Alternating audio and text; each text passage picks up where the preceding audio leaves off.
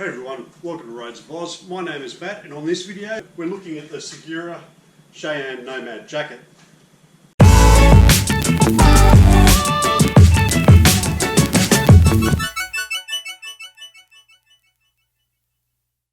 So after 3 years of owning the Dainese D-Dry, served me very well, but I thought it was just time to update. So I wanted to have something a little bit different, and just something as good as this jacket is, I just wanted to change it up a little bit. You can see an old review I've done on this video, and one of my pet peeves was it never went down far enough, and I wanted something a bit longer. The arm length was fine, protection from the elements was fine, just as I said, my back was always exposed, and that's because I'm a tall person.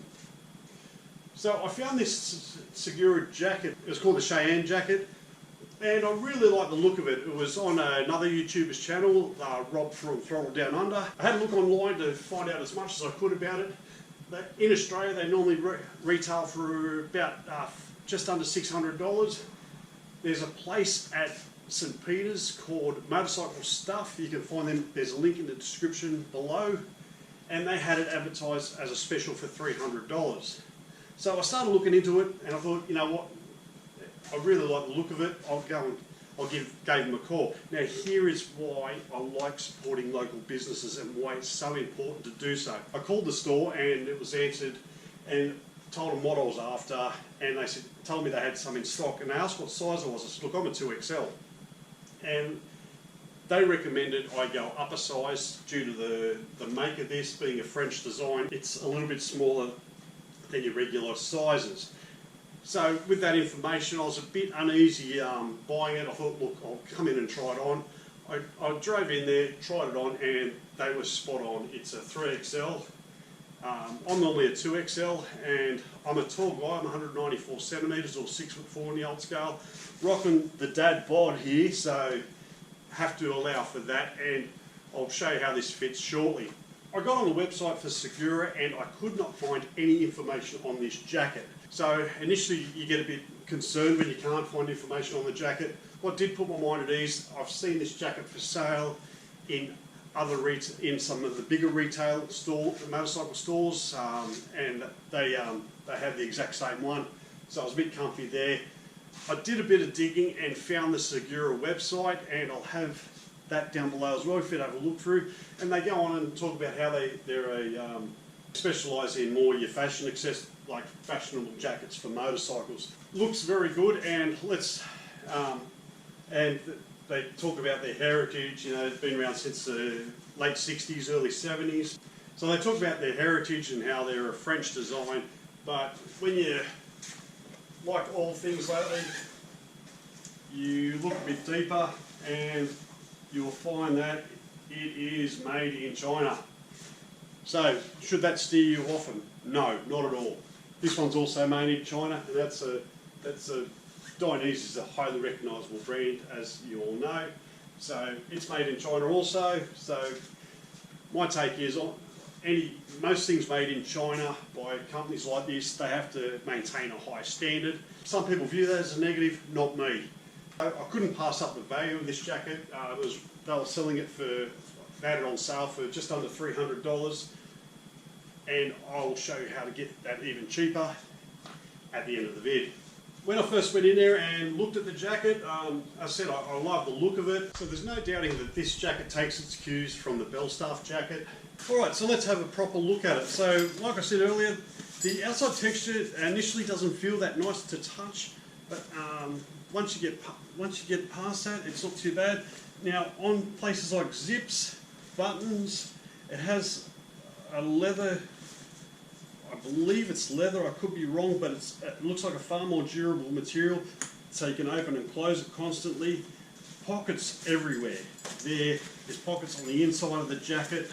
Inside it's got like a corduroy along the neckline, which should make it easy to clean, especially when you get sweaty around the neck area. And you got straps to, if you're skinnier, where you need to adjust it in. No problem here, don't need any adjustment. It's on its maximum outer adjustment. The inner lining feels really nice.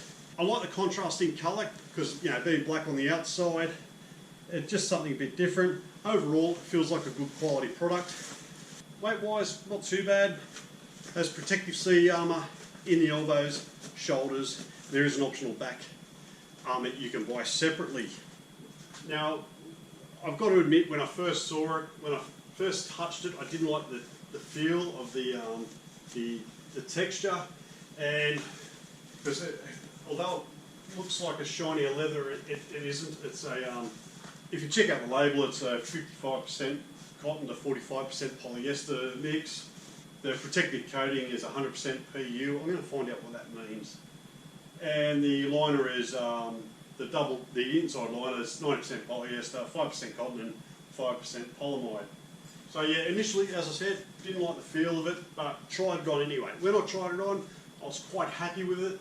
I liked the look of it, and for the price, I thought, why not? Let's give it a go. All right, so here it is. So nice length in the arms, very comfy, protected elbows. There's shoulder protection. There is optional back protection, but that is sold separately. Overall, the fit is quite nice and comfy. Sitting on the bike, when I was sitting on the bike, it most importantly, back's covered all the way down to the bum, which I really like. Now, over this weekend, I'm meant to be testing this jacket. I'm going on multiple rides. Anyway, let's see what it's like on the road. So over the course of the weekend, I was given all kinds of weather. One day it was in the mid-30s. The next day it was mild, and I've had fog, and I've also had rain. Now let's start with the heat.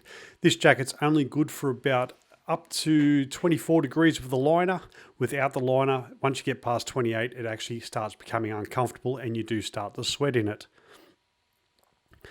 In the fog, it repelled the moisture nicely, and you'd see it bead off the jacket, and I kept quite warm.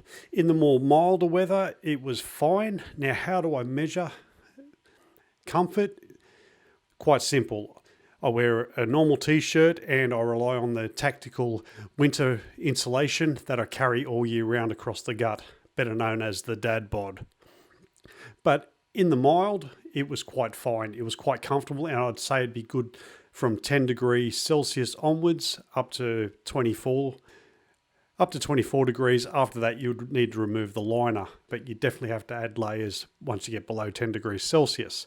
Now, in the rain, this was a great test, and we'll go through that.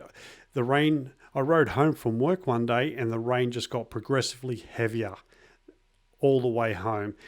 And I hopped out off the bike, and here's how I looked. Jacket's nice and wet. We're going to hang that up.